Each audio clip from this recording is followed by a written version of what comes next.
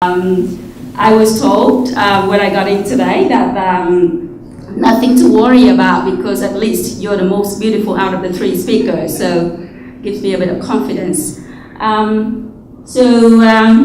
am I doing here when people are talking about digital? Is here? Okay. Here we go. Wow, it works. Not really. Okay, so just a bit of background on myself. I was working for Gloria Jean's Coffees International as a GM for Asia, and then moved on to be the head of global development for the company for a while. And about 2 months ago, basically got tired of corporate life, so together with a partner of mine, I set up World Franchise Associates, so it's a company based in KL. And we represent about 300 different brands, international brands, to bring into Southeast Asia. So that's the main job at the moment. And at the same time, I also established a company in Vietnam to invest into upcoming Vietnamese brands and help them to franchise not only in Vietnam but internationally. So a bit of background on me. Basically what I'm going to talk to you about today is nothing about digital, so don't look at the figures and expect graphs and beautiful colors and very fast moving speech like Jay. What I'm going to talk about is my own experience as well as my experience working with quite a few Vietnamese brands here to help them establish their system, their tools and processes to be able to franchise in Vietnam and overseas. So I'm just going to borrow a little bit of a slide from Greg Thornton about the view of Vietnamese about brands and also the views of the buyers of brands about Vietnamese brands. So normally, as brand owners, the Vietnamese, we opened the economy in 1986, so the first open door policy was then.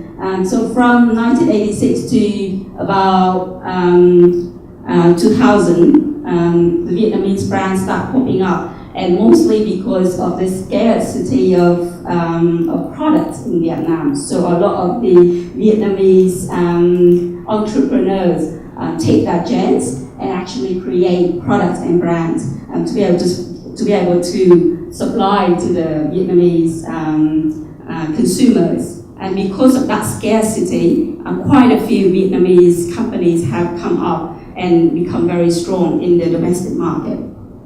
However, we just bought into a Vietnamese company about 2 months ago, and basically the owner would sit down and say, you know what? I've been working in this company for 17 years, I've spent a lot of my time, I've spent a lot of my energy, I spent a lot of money, and I earned a salary of 38,000 million Vietnamese dong per month. And it's actually less than some of the middle managers here working for international companies in Vietnam at the moment. So that's how much emotional they get when they talk about their companies and their brands. But whether the brands and the companies are actually worth the time and the effort that they spend is a different story. And the story is that if you look at Vietnam in the regional context, I really don't like this stage, but they can. Okay, in regional context, you can see that Vietnam is actually, the enterprise value is not in line with the global average. So if you look at Vietnam here, okay, we can see that a lot of the value is intangible net assets. So that's something like your factory, your workshop, your office, the painting that you have on the wall, the puppy that you have in the in your office. Those are all tangible net assets and not the brands. And if you look at Vietnam in comparison to other markets in Southeast Asia, you can see goodwill, disclosed goodwill. in other countries would be a lot more than Vietnam.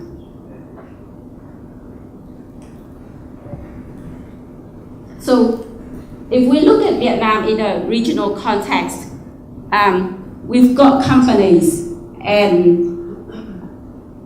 but the brands that we have are not actually worth a lot of money in comparison to brands in other ASEAN countries.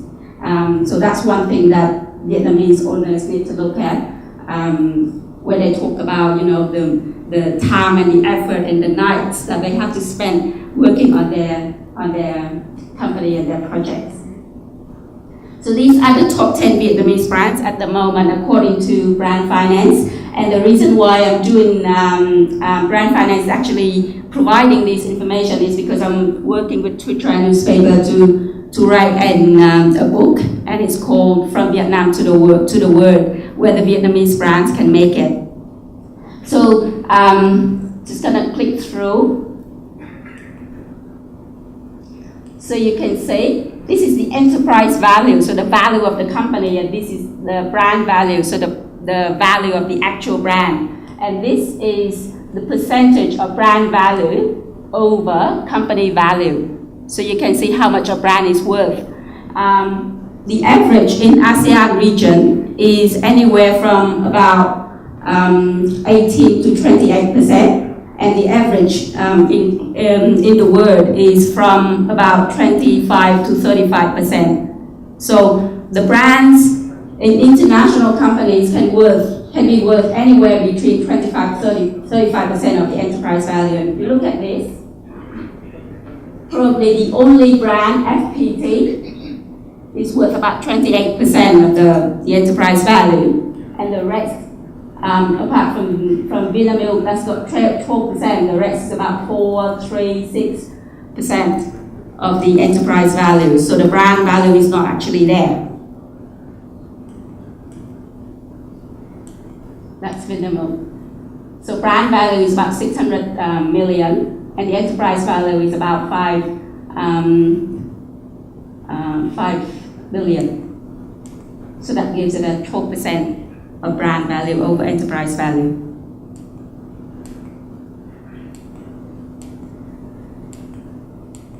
That's FPT,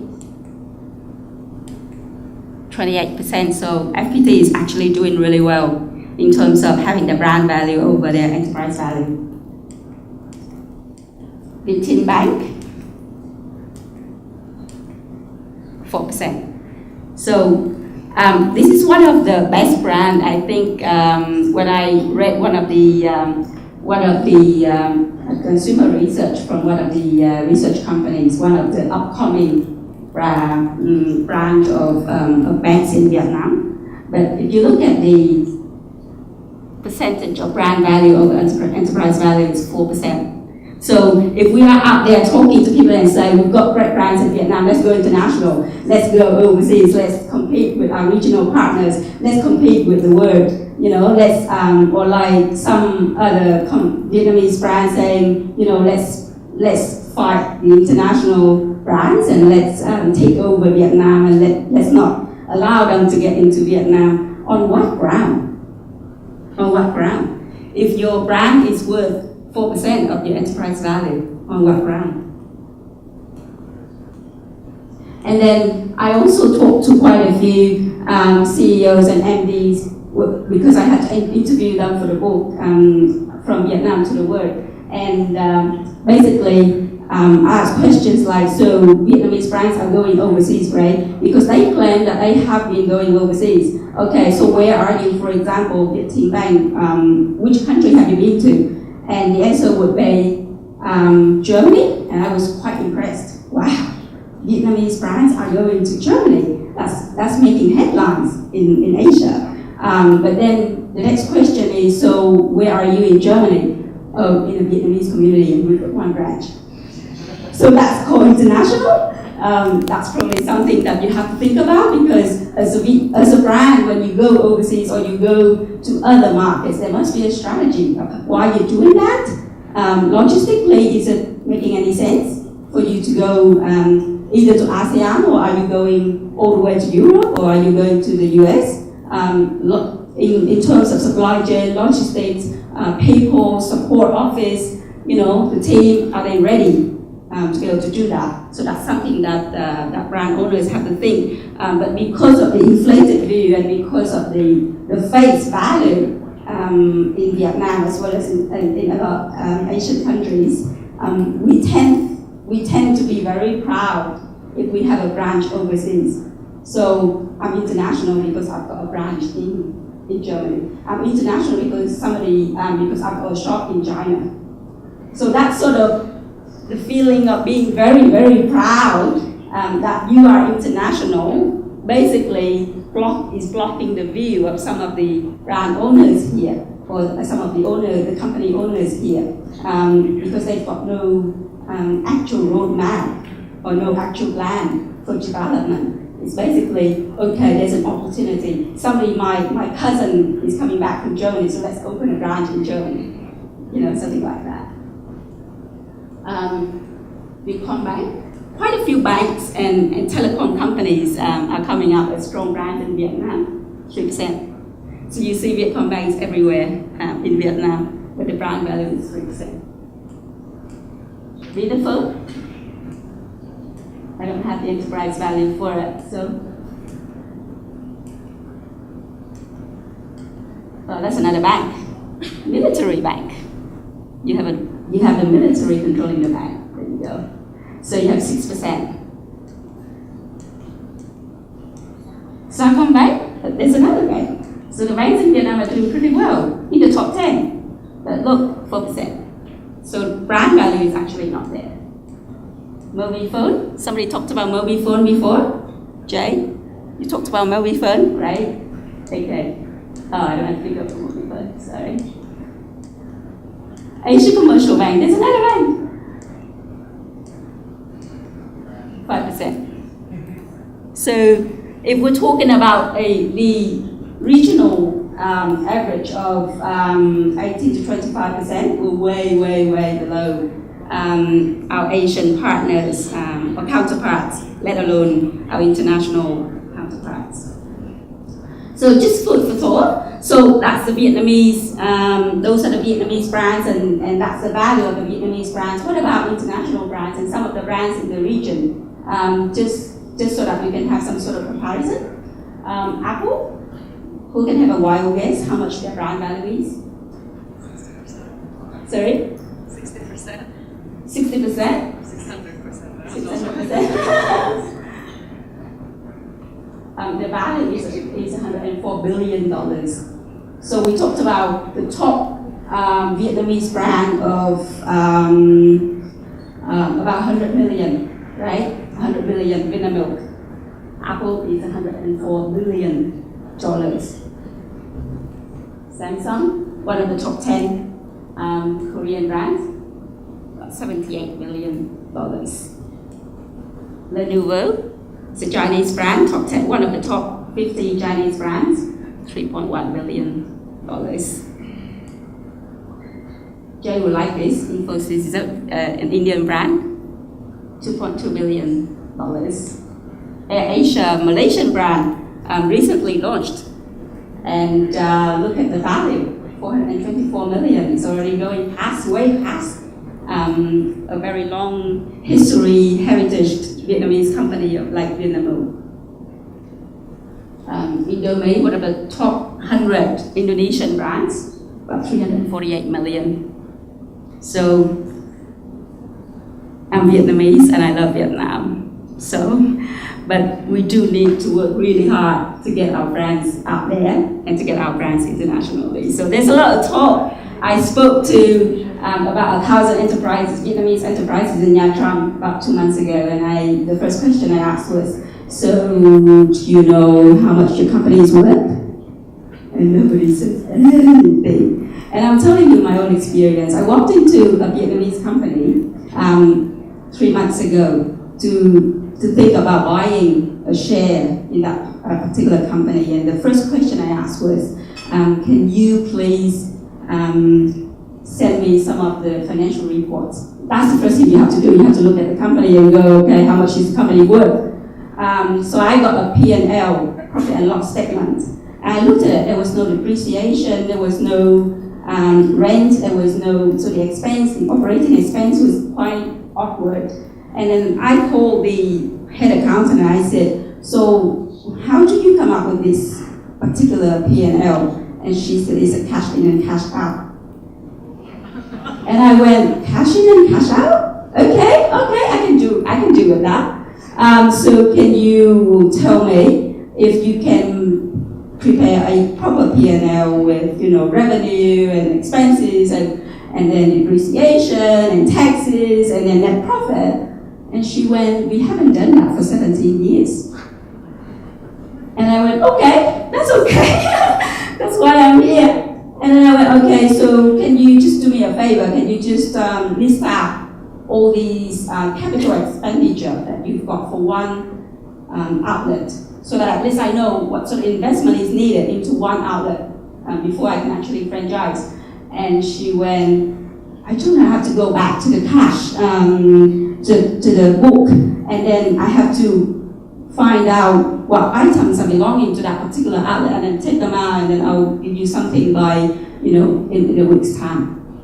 And I went, okay. So this is a very reputable Vietnamese company that's been in business for 17 years, got lots of awards, lots of certificates. And here we are talking about a cash in and cash out P&L. So how are we going to build that brand? How are we going to take Vietnamese brands overseas? Let's talk about very basic stuff. Let's talk about how to have a proper system in the company first. So, Vietnamese brands, can they travel overseas? It's a question, isn't it? And it's a question that a lot of people will ponder and go, maybe. Okay, so what is the strength of Vietnamese companies actually? So I talked to quite a few people and said, what do you think the strength of Vietnamese brands are, or Vietnamese companies are? And the only strength that people will talk about would be distribution. Because we've been in Vietnam for so long, we know the country so well, and we know, we've been through all the scarce era stages of Vietnam where commodity makes a lot of sense, right? So Vietnamese companies are very good at pipelining and taking products to the consumers, and they build distribution systems. I asked one of the guys who manages a portfolio for investors from Japan, and they are actually buying into a lot of companies here in Vietnam. And I asked him, so what sort of companies do you buy into? And he went, well, established distribution is what we need. And I went, so why are you buying established companies with established distribution system? And he went, because we don't need brands, we only need distribution systems. And we've got brands from Japan that we can take into Vietnam and use this distribution system to actually push the products and the brands out there. So what are they buying? They're not buying our brands, they are buying our distribution system. It's very sad, but it's true. So where to from here with all that's happening in the world at the moment, the FTAs, the TPP, the WTO? I know that there's a Euro-Vietnam, I think Euro-Vietnam promotional agency here set up 2 months ago or 3 months ago to help small and medium European companies to enter Vietnam. What's going to happen to the Vietnamese brands and the Vietnamese companies with 4% of brand value?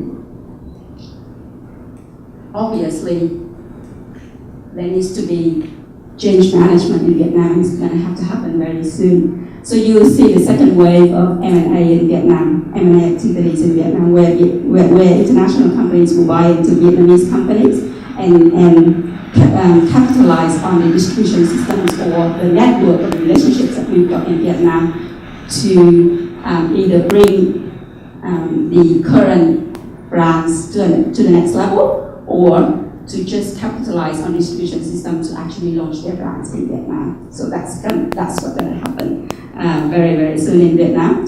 Are we ready for it? Not at all. Not at all. lots of people that I talk to from Vietnamese companies at the moment are still very optimistic about still having an inflated view about their brands and their companies in Vietnam. They're not ready for it. Please come up. Oh, the time is up. I'm so sorry. I can't finish my presentation. So can Viet brands make it? You have to ask the owners, really. But the typical thing is the owners are so much in their own world that they don't know the world is changing every day.